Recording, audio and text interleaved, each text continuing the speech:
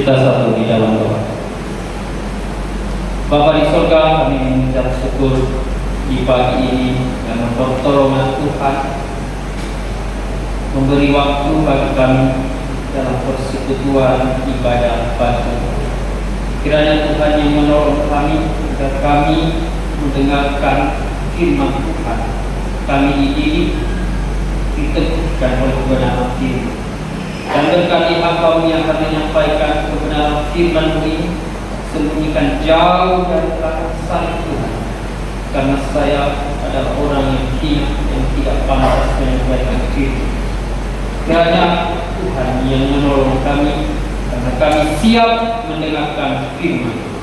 Di dalam Kristus Yesus kami berdoa. Amin.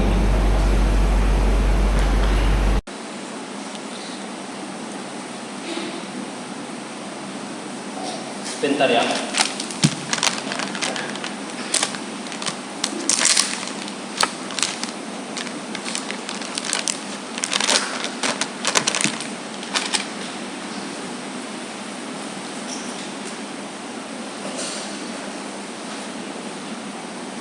Selamat pagi.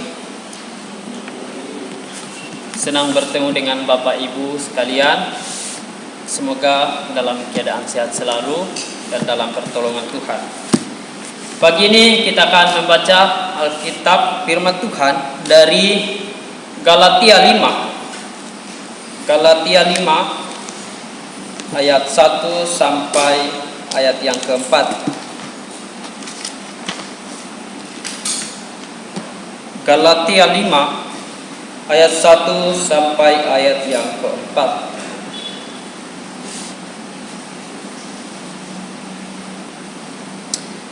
Saya akan bacakan bagi kita semua.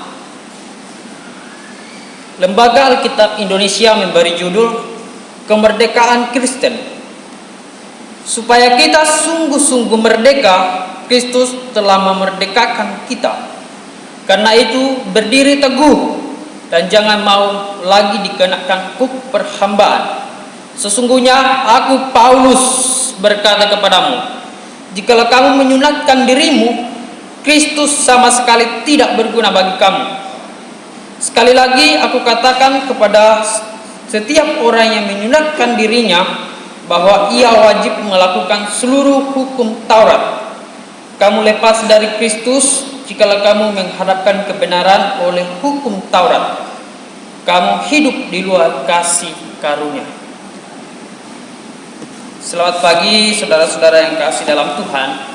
Berhubung karena kita akan memperingati Hari Kemerdekaan Indonesia besok, jadi saya juga membawakan tema.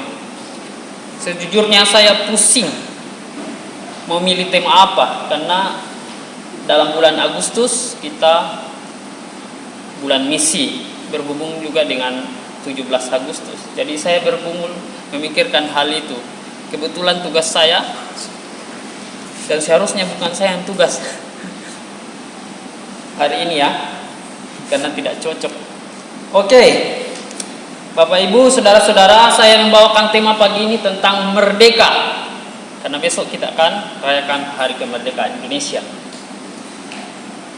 Pada zaman dulu Indonesia sebelum merdeka, mereka adalah budak di bawah pimpinan jajahan oleh Belanda sebelum mendapatkan kemerdekaan itu. Karena oleh tekad dan kuat dan usaha mereka, para pahlawan kita mendapatkan kemerdekaan. Dan mereka lepas dari jajahan Belanda. Dan mereka bukan budak lagi, tapi mereka adalah orang yang merdeka. Tentunya semua karena pertolongan Tuhan. Begitupun iman kita adalah budak dosa. Kita dahulu adalah budak dosa, tapi karena karya Kristus di atas kayu salib, kita dibebaskan dari perbudakan dosa, sehingga kita menjadi orang yang merdeka. Kemerdekaan yang bebas dari dosa, tidak terikat lagi terhadap dosa, karena kita adalah orang yang merdeka. Saudara-saudaraku yang terkasih dalam Tuhan, kemerdekaan Indonesia pada saat ini diuji, diproses. Iman kita diproses, kepercayaan kita diproses melalui peristiwa yang kita alami pada saat ini. Model baru harus pakai masker, jaga jarak, dan saling menjaga. Kita memasuki model yang baru dan kita harus mengikuti model yang itu. Saudara-saudara yang kasih dalam Tuhan, yang paling menarik dalam teks ini, Paulus katakan supaya kita sungguh-sungguh merdeka harus berdiri teguh. Jangan mau dikenakan perhambaan. Paulus memperingati orang-orang Galatia supaya mereka waspada terhadap guru-guru palsu. Ajaran adat istiadat orang Yahudi yang salah memahami tentang hukum Musa, yang masih memegang tentang hukum Musa, supaya umat Galatia mengerti maksud Paulus. Saudara, tentunya kita tidak bisa lepas dari ayat sebelumnya. Di pasal yang 4, pasal yang kelima muncul karena ada pasal yang keempat. Coba lihat di pasal 4 ayat 30 dikatakan seperti ini. Tetapi apa kata nas kitab suci? Usirlah hamba perempuan itu beserta anaknya, sebab anak hamba perempuan tidak akan menjadi ahli waris bersama dengan anak perempuan merdeka. Dua perempuan. Karena itu saudara-saudara, kita bukan lagi anak hamba perempuan, melainkan anak-anak yang merdeka. Di sini saya melihat ada dua kepercayaan. Saya memprediksi bahwa Abraham menggambarkan Allah, dua perempuan menggambarkan dua kepercayaan. Di dalamnya ada pilihan, dan orang yang mengikuti adat istiadat akan diusir. Yang bergantung pada adat istiadat akan diusir. Tetapi orang yang merdeka adalah orang yang ikut aturan Kristus di bawah pemerintahan kasih karunia. Itulah orang yang merdeka. Kalau mau lihat, baca nanti pasal yang keempat, saudara, yang juga diteruskan kepada kita semua sebagai orang-orang yang merdeka.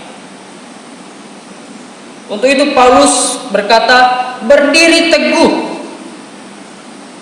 Di bawah Injil kita dibebaskan oleh penghambaan, kutuk.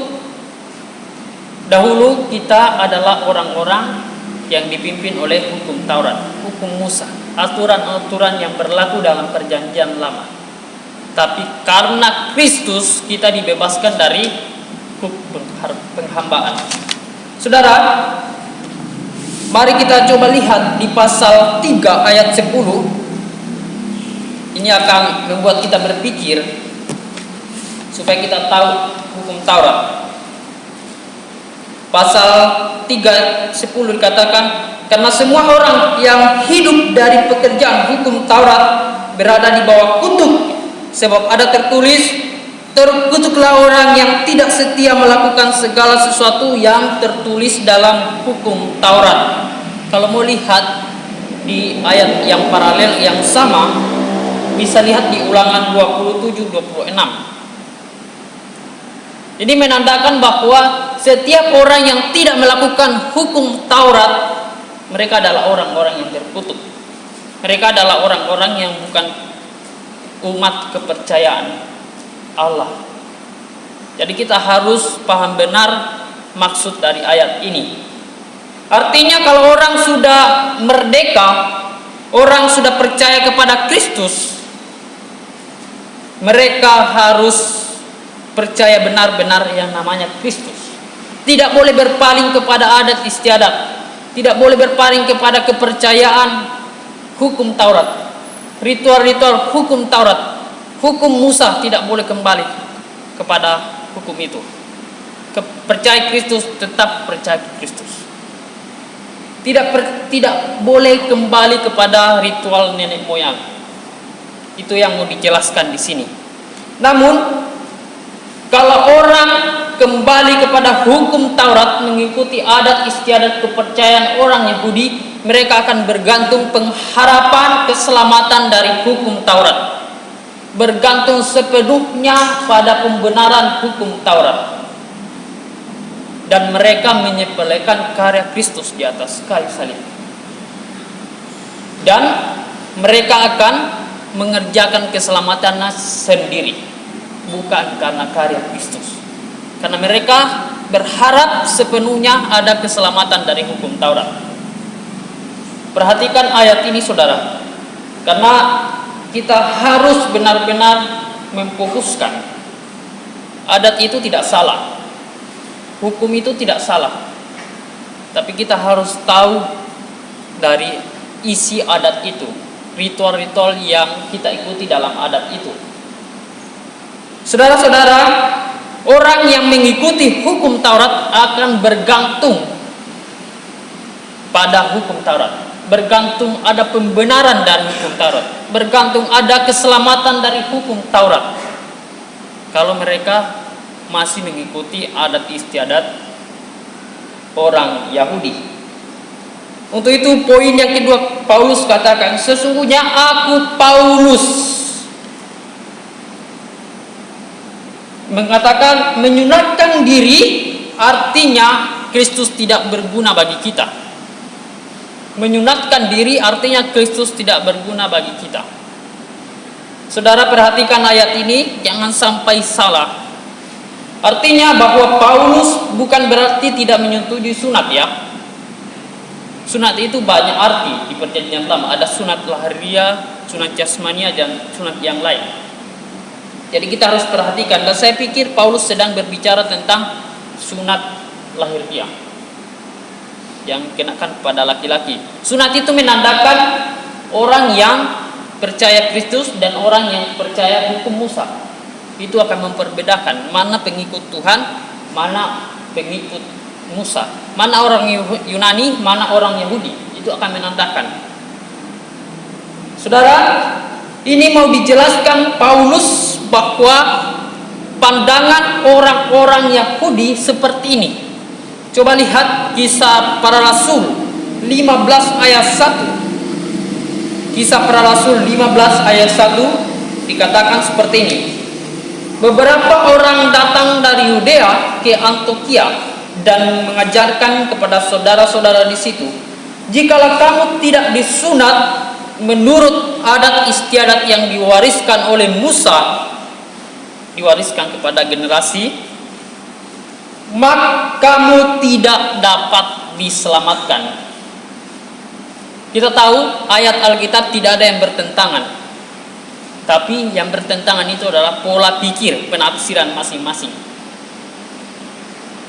Saudara, ini yang mau dijelaskan Paulus kepada orang Yahudi dan kepada kita yang salah memahami tentang adat istiadat, bahwa jika mereka disunat, pasti mereka akan mengharapkan kebenaran dari hukum Taurat, karena harus mematuhi hukum Taurat, harus mengikuti ritual-ritual, harus mengikuti adat istiadat, harus mengikuti semua yang tercantum dalam hukum Taurat, dan mereka pasti mengharapkan kebenaran dari hukum Taurat, dan mereka melupakan karya Kristus di dalam kehidupannya.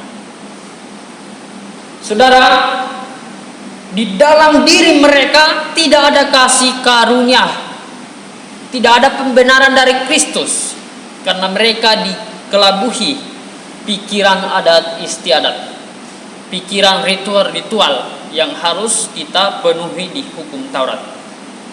Adakah yang bisa penuhi hukum Taurat? Tidak ada, saudara. Sampai mati pun tidak ada yang bisa penuhi hukum Taurat. Tidak ada.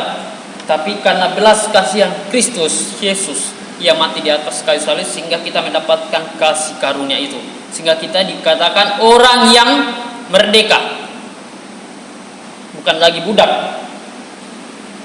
Saudara, poin yang ketiga, Paulus katakan, sekali lagi aku katakan, orang disunat wajib melakukan hukum Taurat, kata kitab para rasul, karena mereka mengharapkan keselamatan dari hukum Taurat.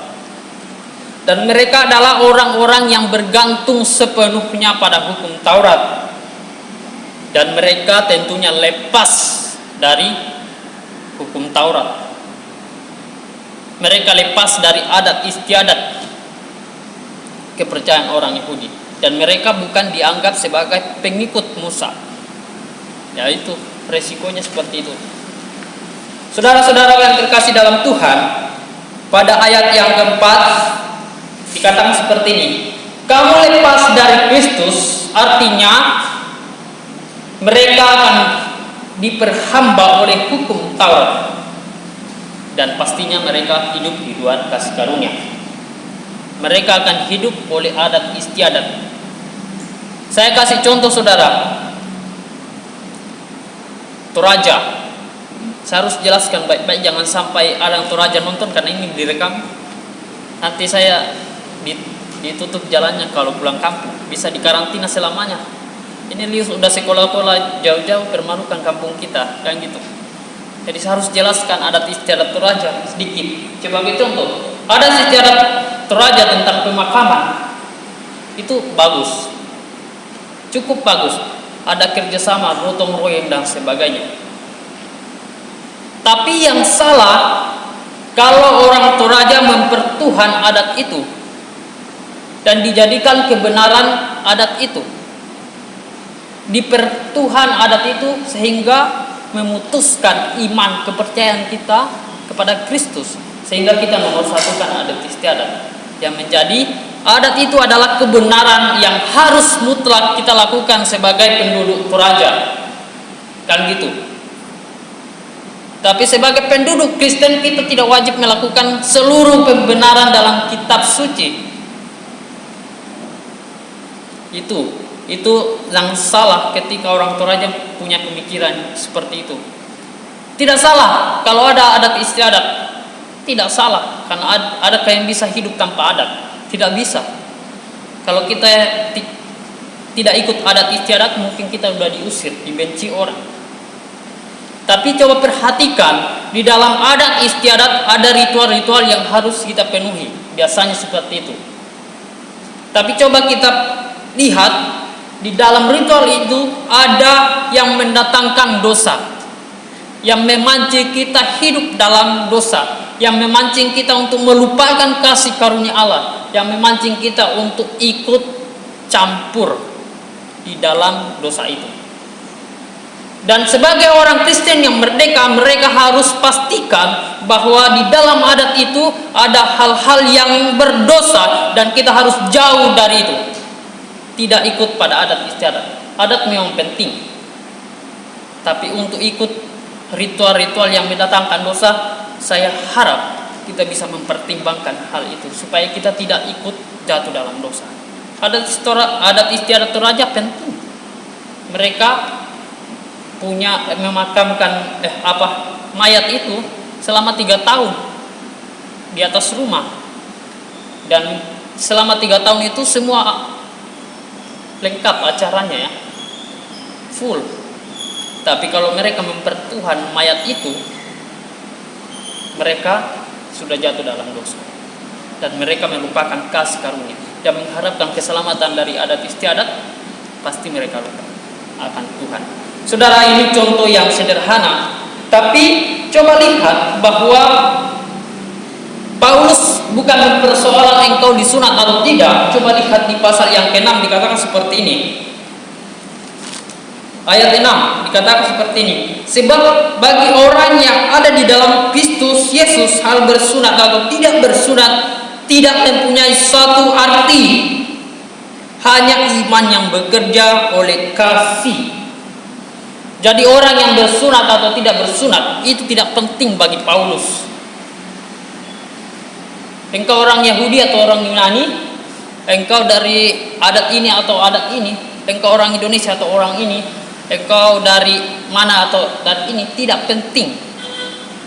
Yang paling penting adalah kamu hidup dalam Kristus dan kamu percaya kepada karya penyelamatan Kristus. Dan adat itu tidak akan membawa keselamatan bagi kita. Kepercayaan itu tidak akan membawa keselamatan bagi kita. Pendirian pola pikir kita tentang adat itu tidak akan membawa perubahan pada iman kita. Kan gitu. Tapi yang paling penting adalah mengutamakan, menomorsatukan Kristus. Adat itu boleh kita ikuti semua, karena memang harus kita aturi. Adat ditentukan Allah di mana? Di peristiwa Menara Babel. Allah menciptakan semua adat itu melalui peristiwa umat-umat. Dan memang itu harus diterapkan di dalam kehidupan kita. Saudara-saudara yang dikasih dalam Tuhan, yang terakhir, sedikit lagi, adat itu memang penting bagi kita ya. Karena adat itu kita harus ikuti sebagai orang yang berpenduduk di daerah situ. Tapi untuk mengikuti ritual-ritual misalnya penyembahan berhala, atau harus potong ayam supaya kita mendapatkan pengilhaman dari setan-setan kayak gitu, atau punya opo-opo dan sebagainya, kan itu tidak berfungsi kan, artinya jauh dari kebenaran kitab suci. Dan kita harus mempertimbangkan hal itu, saudara-saudara. Dan jangan mengharapkan pembenaran dari adat yang kita punya sekarang. Jangan mengharapkan keselamatan dari adat yang kita punya sekarang, karena adat hanya sementara. Tapi Kristus yang paling utama, kita nomor satukan Kristus.